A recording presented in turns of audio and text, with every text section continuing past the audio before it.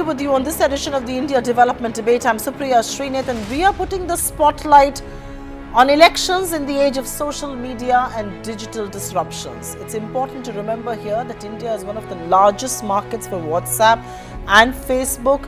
Facebook has got about 294 million active users in India. WhatsApp has about 200 million active users in India. Instagram has 71 million active users in India.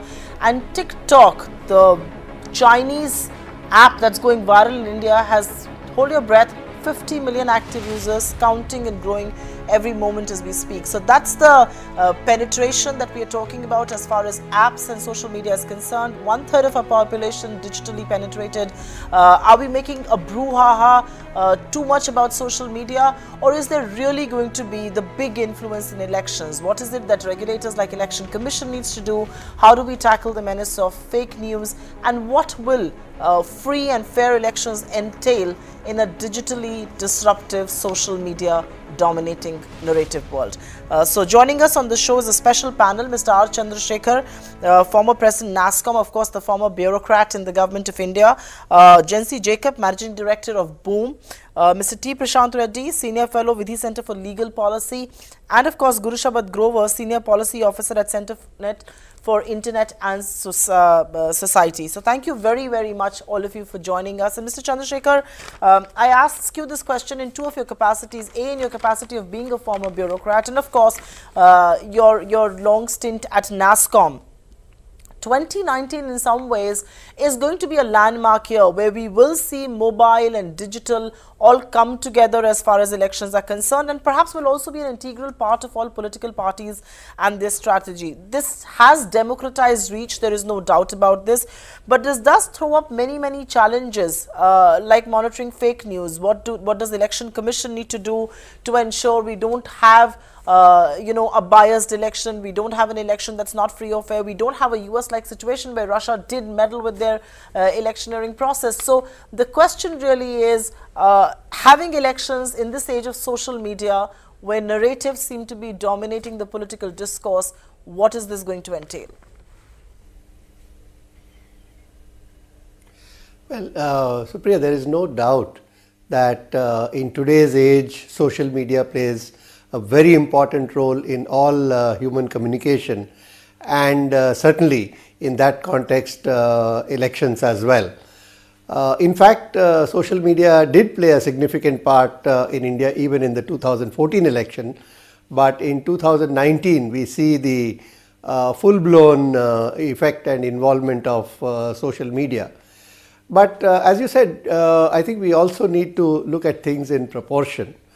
We have a lot of information and news which has been floating around long before even the advent of social media. So it's not as if there is something completely new which has happened, but what has changed is the speed and the reach that a single piece of news can attain through social media. And obviously, when it is combined with the menace of fake news, then the ability to reach distorted information, misinformation, and now today with the kind of advanced and highly sophisticated analytics which is based on actually user behavior, user preferences, in turn based on their online profile, the ability to very subtly or overtly influence people's thinking and behavior has reached very significant proportions. So what has dramatically changed is the combined effect of all of these things, and that's the reason why the whole discussion has centered around how do you curb fake news, how do you curb incendiary news which is designed to inflame passions, leading either to undue influence on an electoral process, right, or inciting passions, or even worse, inciting violence and destruction. So I think the question is what could be done, what should be done, how far should you go, and what is the balance? No, fair point indeed. And just to find that balance, let me take this across to Gen Z, Jacob, because we've seen in the last 1 month alone, many social media platforms like a Facebook or Twitter really come to fore and talk about tightening norms for elections in India. Gen Z, we've seen Facebook expand its fact-checking network in India, and your own company has a tie-up with them to spot fake news. How effective is this exercise, and do we have enough resources to do so? The volume of data, the volume of fake news that comes in really baffles a lot of people, including me. Yeah, Supriya, that's fair enough to ask that question, because that's a question that is often asked of us, that is this enough? Frankly speaking, it can never be enough. If over Facebook and WhatsApp, if they have 200 and 250 million active users each on its own platform, with and most of it overlapping, you can imagine that any manual fact checking that happens can only do that much. It cannot really replace any large scale algorithmic interventions that platforms like Facebook, Twitter and WhatsApp can do. But let's look at it from this aspect. As Mr. R. Chandrasekhar was pointing out, that social media did exist in 2014 as well. The crucial difference between 2014 and 2019 elections is going to be the impact that fact checkers are going to make during these elections. And if you can bear with me, I'll just explain that. Pre-2014, mainstream media, including Supriya, your own channel, or probably the place that I was working there, or mainstream journalists like us, we were never looking at any of the misinformation that was coming on WhatsApp groups or on social media platforms like Facebook and Twitter. That scenario has changed in the last 1.5 years, where Boom has played a very important role in creating that ecosystem. Now what is happening is, every time there is a misinformation flying on any of these platforms, you will find fact checkers picking them up and doing a story. As far as informed users are concerned, or people who are concerned about the fact that whether the information that they're receiving is good or not, they will definitely go back and search for them. If they don't, then they will continue to be misinformed, and not much can be done about that. So definitely there is a merit in doing this in the way we are doing it, but I can never say that it is enough, because nothing can be enough in the age and era and of disinformation that we are living in currently. Absolutely, there can never be enough, ring fencing from fake news. But Mr. Reddy, Facebook in recent weeks has also taken steps, and I think that's the other point of the discussion that we need to do, which is the menace of paid news, which is the menace of political ads and the transparency that needs to be brought in. And Facebook in recent weeks has taken steps to make it a more transparent process, where it will have labels called paid by, published by, and has also hired an election integrity officer a few days back, and I think all in a rare run up to elections 2019. But do users really pay attention? Is this really going to differentiate? Because given the lack of user awareness, will users really pay attention to what is paid and published by? Because many times, advertorials and things do get missed, because our users are not a very informed bunch of people.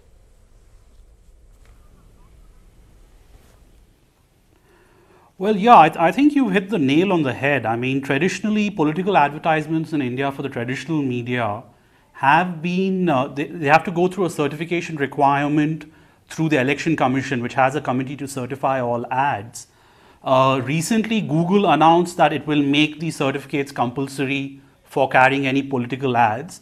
With Facebook, it's not yet clear whether they are going to require this certification from the Election Commission before they start publishing ads. But the bigger problem is the Election Commission itself is not clear on why only paid advertisements have to be certified, while the content generated by political parties on their pages, there doesn't seem to be any kind of mechanism to monitor that. Now, either the Election Commission should have a certification requirement for both, or not have a certification requirement for either. But having said that, I think the real danger is not even Facebook or Twitter. The real danger is WhatsApp, because given its architecture, no one really knows what's happening on those groups of 256 people. And I seriously doubt the capacity of the Indian state to ensure law and order if, a terrible rumor starts spreading on WhatsApp in the last minute. No, fair point. But I think Facebook is not just one part of the discussion. We also need to look at Twitter. And Guru Shabad, if I may come to you, because what is also driving trends is Twitter, setting narratives, driving trends, making a lot of people talk about issues. It has a lot of power without the capacity to perhaps wield it. And that's one of the criticisms against a platform like Twitter. It's got it's a protocol plus app plus a media company. Is this a global problem, and is there a solution in sight at all with how Twitter is evolving and the kind of narrative setting that it's doing?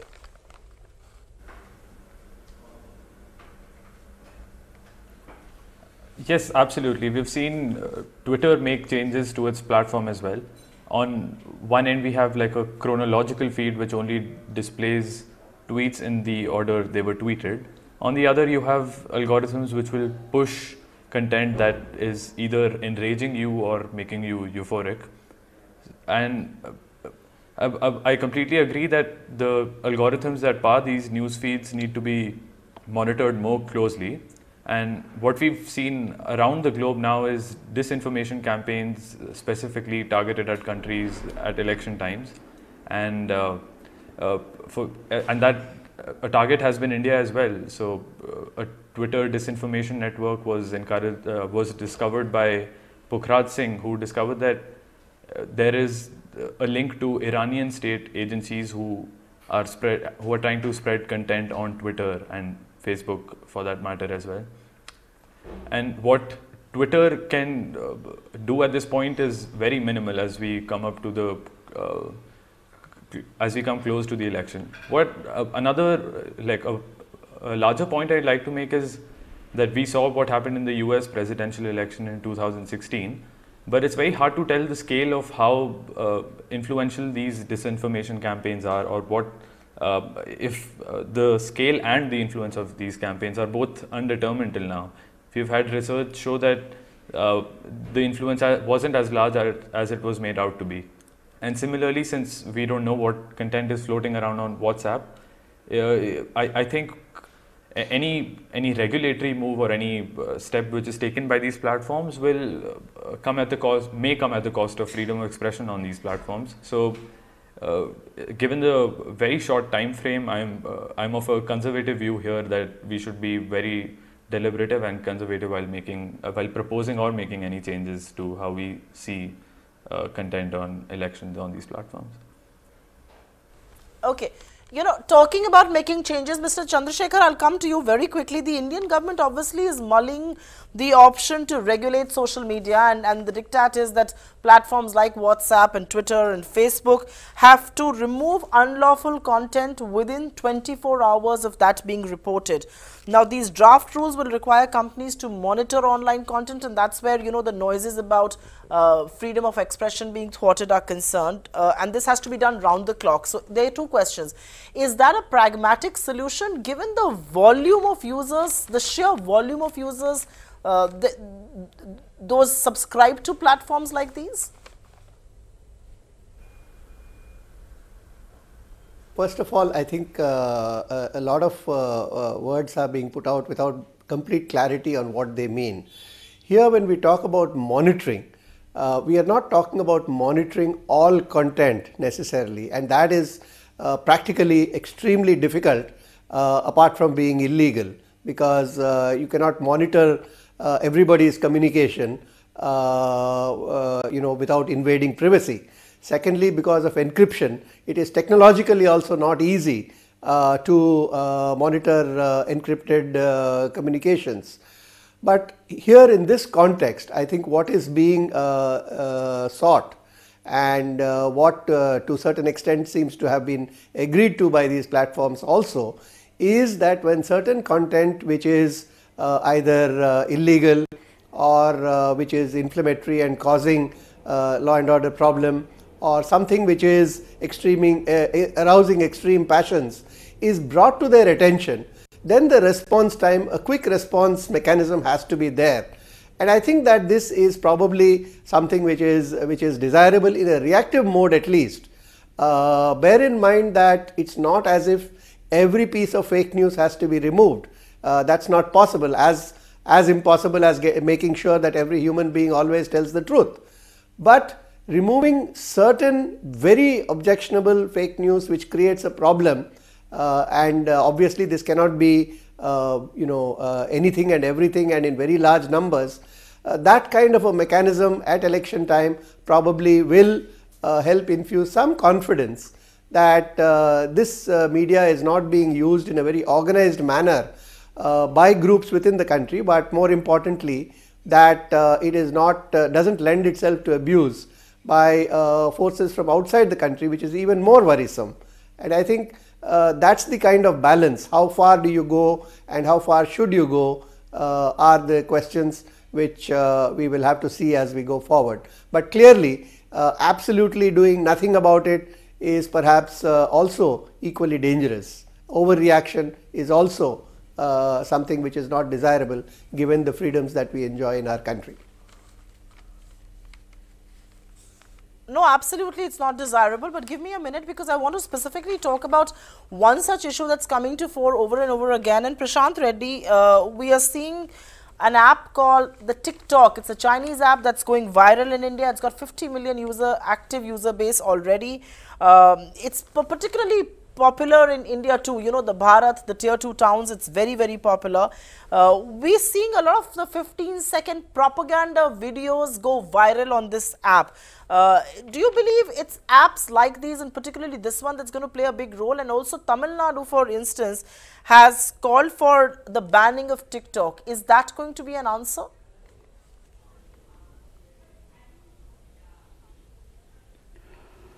Well, I don't think it's like banning is the answer. The question is who is liable at the end of the day for content that is being put out there. As a traditional media channel like yours, you or the editor is going to be held liable for, you know, illegal content that you broadcast. Now, when Silicon Valley companies or when companies like TikTok are making millions or billions of dollars of profit from India, it's only fair that they be held accountable for any damage or, you know, disorder that is caused as a result of their platform being used in this, in problematic manners like we have seen. So the question really is, who do we fix this liability on?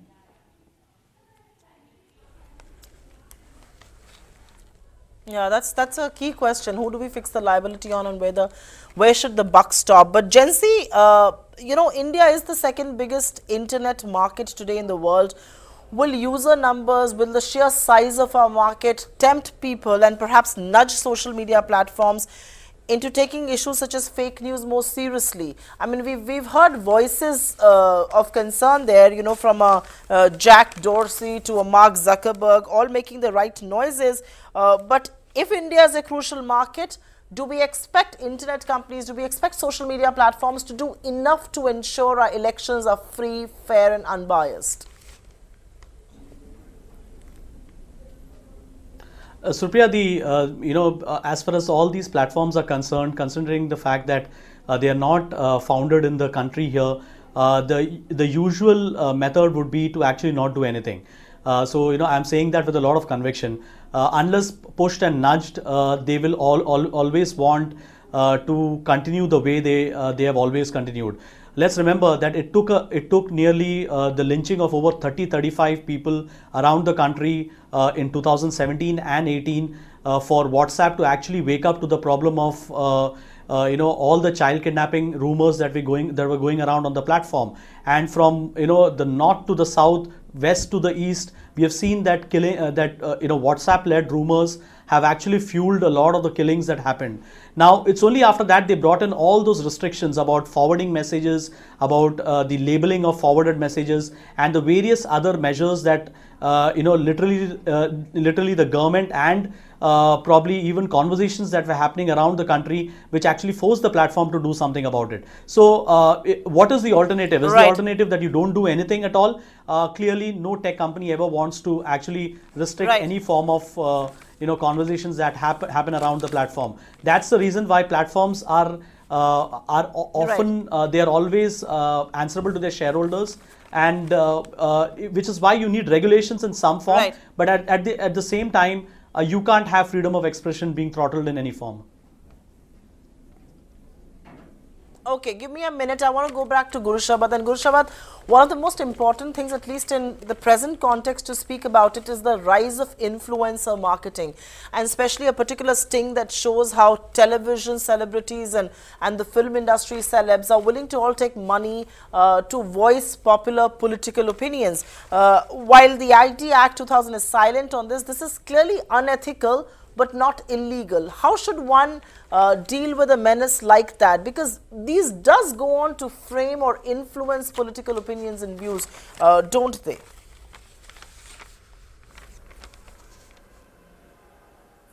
I completely agree. The sting by Cobra Post has been very revealing about how this informal market of influence is working on social media platforms. And I agree, it's a very difficult problem. There was nothing illegal in it as long as they're not intentionally spreading misinformation or disinformation targeted at inciting communal strife. And what we've I have no easy answer to this question. As a collective society, what we can do is be just more wary of the content we come across. And the other thing I was wanting to say in response to Mr. Prashant Reddy was that I don't agree with the concept, the framing of the problem. The fact that these companies are making billions of dollars from India in India as a market is not enough reason to have like strict liability rules on them. And especially when we come to platforms like WhatsApp, which have no active role in the content or how it spreads on their platform. The issues we've seen around intermediary liability, if we go back to the history of intermediary liability, it's that if they're acting as mere conduits, then we shouldn't hold them liable. And I agree with that framing of the problem, rather than considering these social media platforms and our messaging services as our sort of enemies in this battle against disinformation and societal problems. Okay, no, absolutely. Nobody considers social media an enemy, but I want to go back to the very basic questions of elections in India. And as a former bureaucrat, Mr. Chandrasekhar, while the Election Commission does has a code of conduct, it's got deadlines, it's got, election expenses capped at a certain level. How effective will all this be at a time when there is a 24/7 social media propaganda or social media messaging that can go on? Or are we really overestimating the influence of social media on our election process? Will it eventually boil down to the real issues, real politics, and what's really bothering people on the ground? Yeah. So first of all, I think that the whole earlier concepts of no campaigning 48 hours before and all of those perhaps need to be relooked at in an age of social media and instant communication and instant mass reach. So certainly I think it's difficult in a practical way for the Election Commission, or for that matter any authority, to put a lid on these communications, because they are also in the nature of individual person-to-person communication, which cannot and should not obviously be banned. At the same time, I think we should also have a sense of proportion. Let's not overestimate, the extent to which the social media will, influence the outcome of the election. It's not as if, first and foremost, as was pointed out by some of the panelists earlier, a lot of these very huge numbers of hundreds of millions or 50 million are overlapping. And when you take all of that into account, then even now in India, more people are not on the social media than are on the social media. Second thing is, it would probably be a folly to think that everybody will simply swallow whatever is dished out on the social media and then vote accordingly. Yes, no doubt a certain number of people do get influenced depending on their own personal predilections. They choose to believe certain things and they choose not to believe certain things, but that is based on preferences which may already be in existence. So the ability to sway has to be seen in that context, and therefore we need to perhaps follow a minimalist path in terms of what to restrict. Certainly things which are incendiary, which arouse passion, which cause damage, destruction of lives and property need to be stopped, and the platforms need to bring in systems and processes which are able to react very quickly, either at the time of elections or at the time of law and order situations.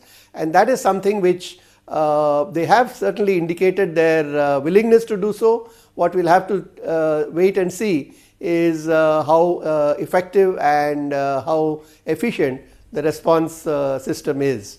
So I think that's Right. the direction in which No, fair point. perhaps this will evolve. No, fair point indeed. And a quick last word to Prashant, because I've completely run out of time here on the show. And Prashant, I think the point that has been made on the show is there is social media, it's here to stay. But the counter question to that is today, politicians on either side of the political spectrum are finding it difficult to readjust to the reality, the influence, the impact of social media. But it's the very same politicians across the political spectrum who've used social media to their advantage, who've used social media for messaging. It has now become an main sort of an instrument for mass messaging and things like that. So is it time we make our peace, and our politicians especially make our peace with this?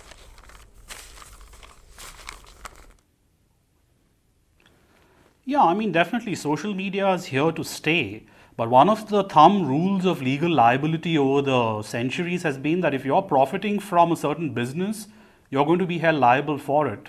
If you say something wrong, your network is going to be held liable for it. Why should the rules be any different for social media?